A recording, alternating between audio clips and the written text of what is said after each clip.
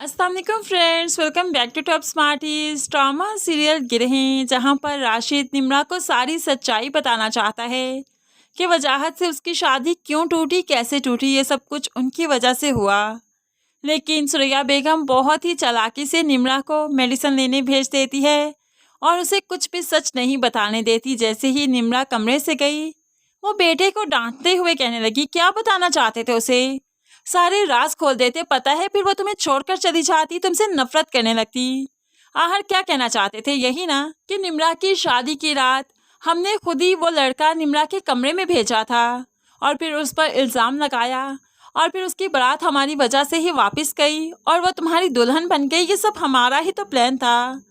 यहाँ पर राशिद माँ को तकता रहा। हाँ, यही सब कुछ बताना चाहता हूँ उसे उसे सच बताना चाहता हूँ। सारी उम्र उसके साथ झूठ के साथ नहीं गुजारना चाहता।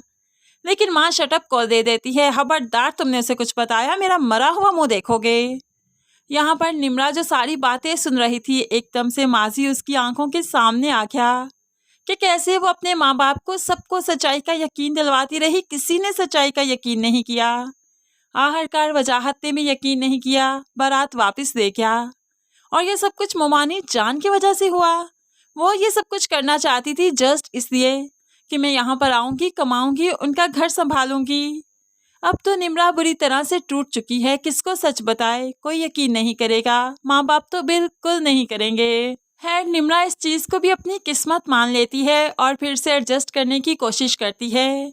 राशिद को पीर साहिब के पास ले आई तो पीर साहिब राशिद से पूछने लगे, कैसी तबीयत है, कैसा महसूस होता है? तो राशिद कहने लगा, ऑपरेशन भी हो गया, ये इलाज भी चल रहा है, लेकिन फिर भी अच्छा महसूस नहीं होता। ऐसे लगता है जैसे कुछ बहुत बुरा होने वाला है। पीर साहिब तसल्ली देते हैं कि खुदा पर यकीन रखो, जो होगा बहुत अच्छा होगा। ऐसे ही राशिद को निम्रा घर वापस ले आती है। अब यहाँ पर निम्रा पर एक और प्रेशर कि फरजाना की शादी है, ऑफिस वालों से कर्ज लो।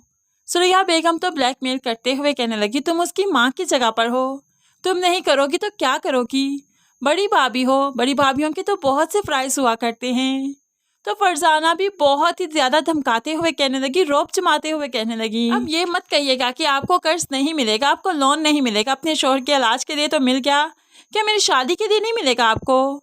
आप कोशिश करेंगी तो आपको ज़रूर मिल जाएगा।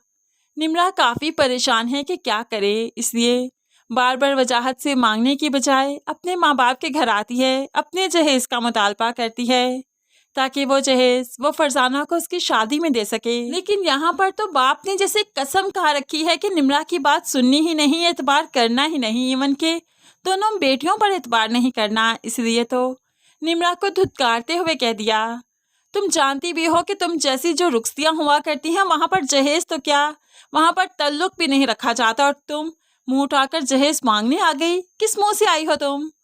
निम्रा को यहाँ से भी वापस ही जाना होगा, जैसे तैसे करके फरजाना की शादी के हर्ष तो उसे खुद ही उठाने हैं, चाहे कर्ज दे, चाहे वजाहत के सामने गिड़गिड़ाए, कुछ भी करे। यहाँ पर एक वजाहत ही तो है जो निम्रा की अनकही बातें सुन लेता है, उसकी परेशानी भांप लेता है, इसलिए तो उसकी मदद हर वक्त करने को तैयार रहता है।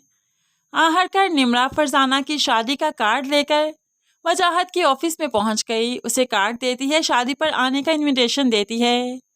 अब यहाँ पर मेहंदी का दिन भी आ गया, लेकिन राशिद की तबीयत काफ़ी ख़राब है, अभी भी उसे फ़र्क नहीं पड़ रहा, क्योंकि उसे डॉक्टरी इलाज की इतनी ज़रूरत नहीं थी जितने कमाल उसकी माँ ने कर दिखाए थे।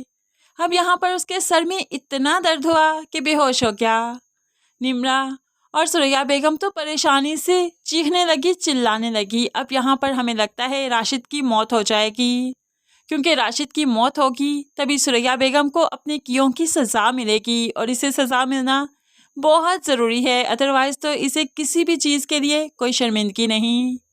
अब यहाँ पर राशिद की मौत तो हो जाएगी, लेकिन दूसरी तरफ जुनैद के सामने भी फरजाना और उसकी माँ की हकीकत आ चुकी है, क्योंकि फ्रेंड्स जब ज़ारा इनके घर आई थी, चीख चीख कर सच बता रही थी, मोहल्ले वालों को भी इकट्ठा कर लिया, तब उस टाइम फरजाना जुनैद से बात कर रही थी और फ़ोन को होल्ड पर रखते हुए उसने जाकर गेट खोला था और फिर ज़ारा उसी लम्हे चीख रही थी, चिल्ला रही थी, सुरैया बेगम की हकीकत बता रही थी, तो सब कुछ जुनैद ने सुन लिया था।